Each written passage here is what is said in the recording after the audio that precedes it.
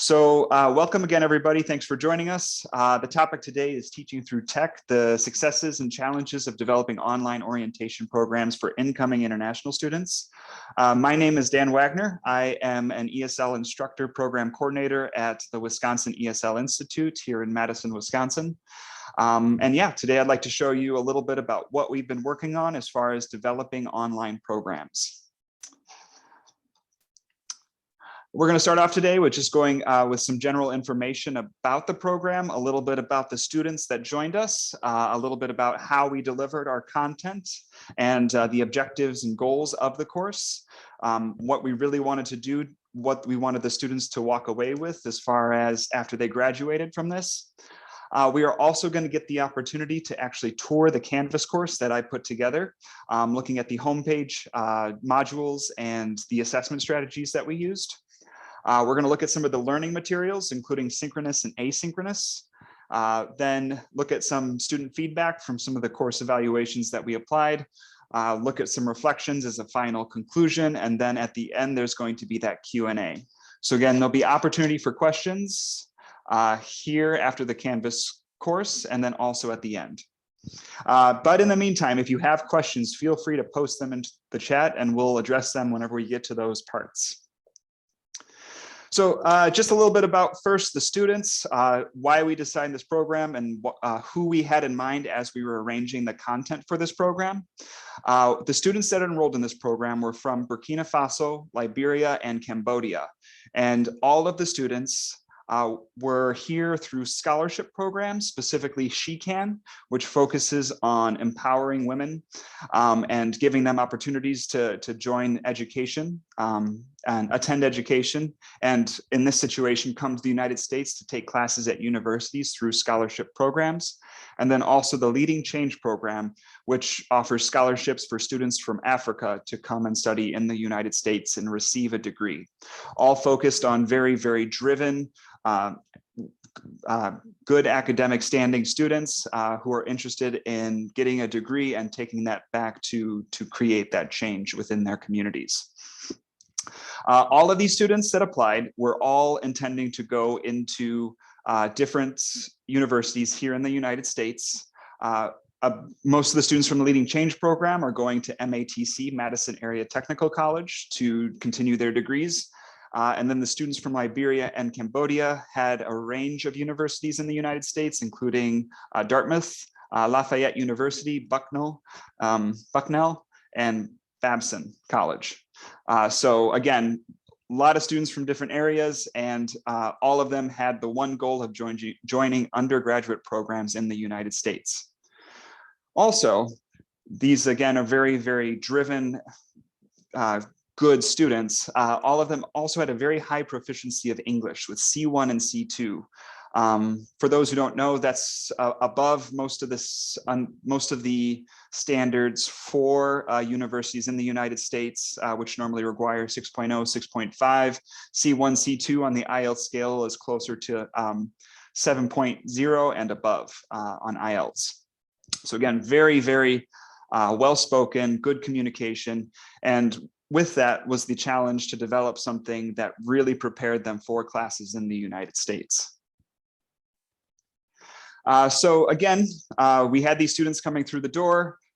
We had to ask ourselves, what are some of the things that we need to do to create a good academic program?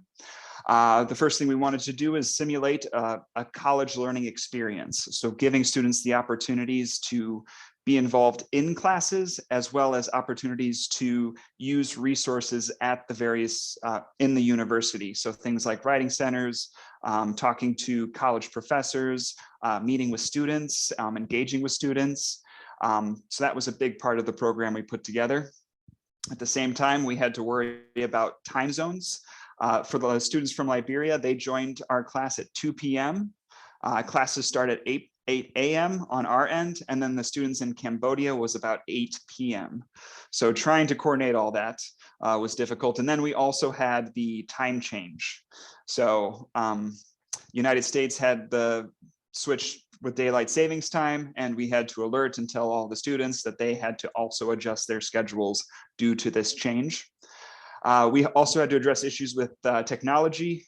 We had in both Liberia and Cambodia limited internet access. So we still had to figure out a way to keep students engaged, even if they couldn't necessarily participate fully in the live classes. The next thing, we wanted to connect students with college professors. One of the big challenges is, again, it's great to get students to interact with professors, but many times professors have a full course load. And we wanted to still give them that opportunity to communicate and have a teaching experience from the United States, but at the same time, try to limit the amount of time that the professors in the Beloit College were participating in this program. And we'll talk a little bit about how we did that. We wanted both synchronous and asynchronous participation. We wanted to provide learning resources. And the next one, we wanted to provide interactions between students and students at Beloit College. And then finally, at the very end, assess the students and give them good feedback as far as their writing, speaking, listening, and reading skills. So through that, we came up with this program goal. Distance learning, prepare international students to attend classes at a university. We divided the courses into two.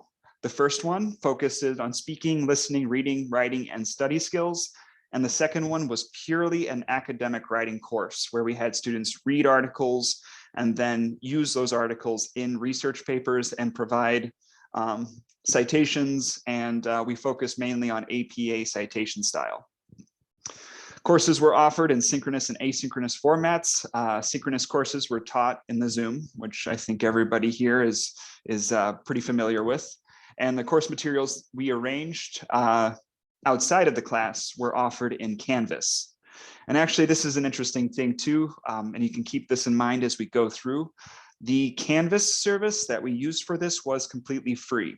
Wesley does not own a license to Canvas, but instead we used an instructional designated Canvas service to provide these materials. So again, if you don't want to pay for an LMS to provide these materials, this might be something for you. As far as the materials that Beloit College provided for us, they provided us a lecture series. So professors at the university recorded lectures. We had a range of topics, and all of them were really under that umbrella of international education. So first off was overview of US higher education, where students learned about different types of universities and colleges in the United States, learned about different types of academic programs and the expectations that are associated with those programs. And also to just environments at these universities, what to expect with a university that's in the city and one that's in more of a rural area. How do those experiences compare? And which one should what are the students most interested in attending? This also included student expectations in a university. If you're a student, you're expected to use resources on campus. You're expected to be an active participant in your learning. You're expected to interact with professors and ask questions, things like that. And then also attending extracurriculars. The next thing we focused on was intercultural competencies. So what is the difference between United States and Cambodia, United States and Liberia, United States and Burkina Faso, and really focused on how do these two cultures compare, and again, how will that create challenges as they transition into this new US education environment. We provided the communication skills in academic writing, which I'll show you really soon, and then the cultural exchange with Beloit College students was another feature provided by Beloit College. Our intercultural communication course had 7 main modules. And again, this was a 7-week program. So the idea was that every week they would be completing these modules and preparing for their experience in the United States. Module 1 included basic study skills planning and time management. And I'll show you what that looks like in a moment. The next one was critical thinking and accountable talk. So very much focused on speaking and using words like attributing information. So example, the author explained, this article suggests using language that shows that, and we'll show you an example later on. And then it kind of continued to flow through the different skills that a university student would experience: academic reading and writing, listening and speaking and note-taking, presentation, research and citation, grammar and writing, and then we actually had students prepare a personal statement at the end of this program. So with all this content, we took all of it, we bundled it all together, and this is the way that we delivered this content. It included live communication classes that met every week. The communication class was offered once a week for 2 hours. It offered live office hours with course professors. So if a professor was recorded for that week, that professor would join a 1 hour office hour, and the professor did not need to prepare anything. Instead, the professor simply asked questions as the students answered them.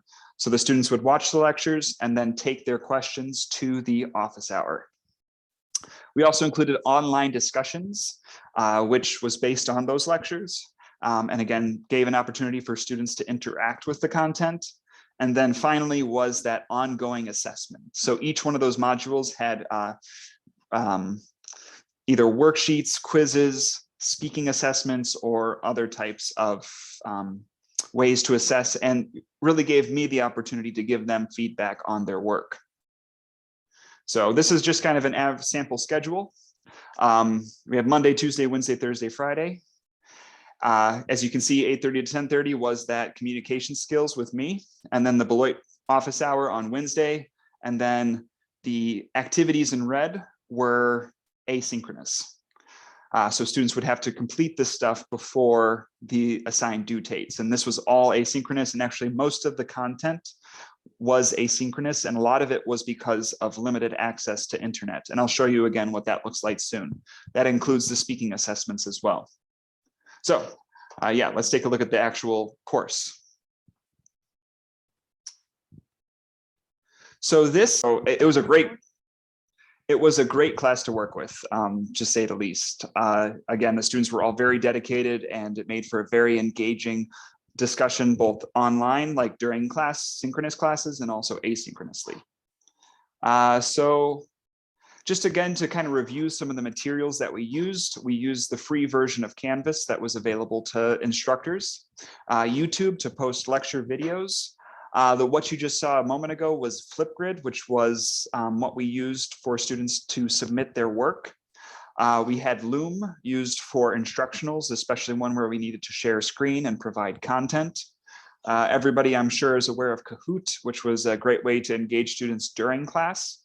And then also Google Forms and Google Docs for collaboration and sharing ideas during class time. Most of the time we'd pull up a Google Doc and ask a question, and students could add the content that they needed to the Google Doc.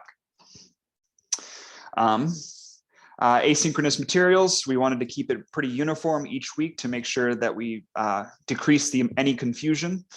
So weekly review of objectives, homework and quizzes, recorded lectures, discussion boards, reading materials, and unit tests. And in the end, students responded pretty well to this program. We had some good feedback, and I have included a couple of them here, including attending university in US, improving reading and writing skills, which was a big focus, especially focused on APA citation style and how to use in-text citations.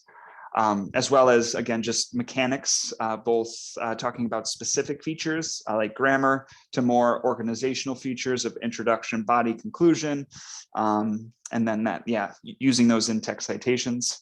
The course improved self-confidence in PowerPoint and intercultural communication, which is good. I'm happy with that. And the conversation partner program ended up working very well. For some more than others, we did have some issues with matching up times, but many of the conversation partners who were diligent about meeting with their conversation partner, it had a very, very positive impact on their experience within the course. And then, of course, Canvas, which is awesome. I'm a big fan of the online learning platform. It's been very, very useful as well for offering this stuff. So overall, we created an engaging live course, introduced students to US higher education, created learning tools that could be used outside of class time, coordinated schedules, connected students with Beloit students and professors, taught and practiced study and communication skills, organized materials, assessed student work, gave feedback. The Flipgrid video that you just saw, I was able to give Pi feedback specifically on things like dropping the S in the third person. There was a few times she had issues with that. So again, I was able to put that into Canvas and deliver that feedback to her. And then administered a final course evaluation to receive feedback about the program. And that was pretty much it. Again, the course that you just saw a moment ago, that was just one of the courses. We also offered a full academic writing course, but because of the nature of the course that focused more on writing skills over other skills, the technology we didn't really use Flipgrid for that, and there wasn't as much work on like spoken skills. So with that, I think we'll open it up to questions. We're about at 3:30. Hopefully, yeah, so feel free at this point. If you want to turn on your cameras, turn on your microphone. I think we have a pretty small group here, so we can keep it very discussion based. I'm welcome to go back into the Canvas course too, if you want to see something in there. So yeah, let's go ahead and open it up for questions if you have them.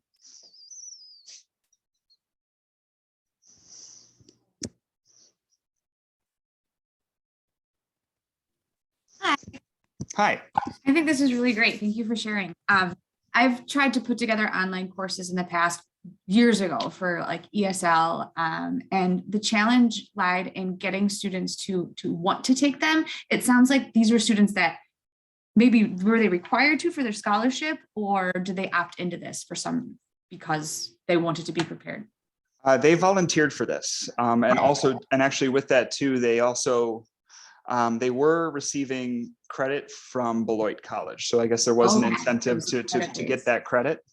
However, yeah, but at the same time, I mean, students were very good about participating in the course, which I thought I was happy with. You know, they didn't have to go to all the live courses, but I was happy to see most of them there. So I'm not sure if answer your question. Yeah, definitely. I mean, I think it's because they were getting credit for it. I've thought of doing stuff like this, like through the summer, especially for a lot of the topics that you were covering, would be super helpful. And I'm sure, like the students said, they were very helpful for them to get ready to go to school. And just doing it to prepare before coming would be great. It's just getting students to want to do that in the summer is kind of hard. So but for credit, that would probably help.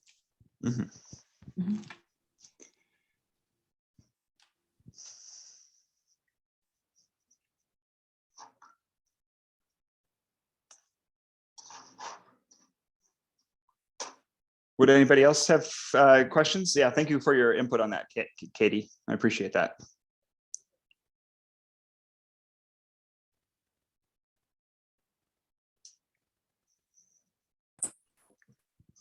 I have a question. You might have already addressed this, but how did you get students from Beloit College to volunteer to be part of the conversation partner aspect of the course? That's a great question. One of the things at Beloit College is they had a teaching and learning program class with students, and the students could basically, they were taking classes in teaching English as a second language. And part of the program that was set in Beloit was that they would observe my class. So all of those recordings I would send to the class. And then the expectation was that the student would meet with the Beloit students would meet with our pathway students on their own time and just make sure that they did that hour per week and then report on it. Cool. I'm Katja. I work at UW-Madison. And I'm thinking that this course sounds really awesome, but maybe not super applicable to our huge student body, but something like that, like using ESL students that are studying to be ESL instructors could be a really good thing to do. That's great.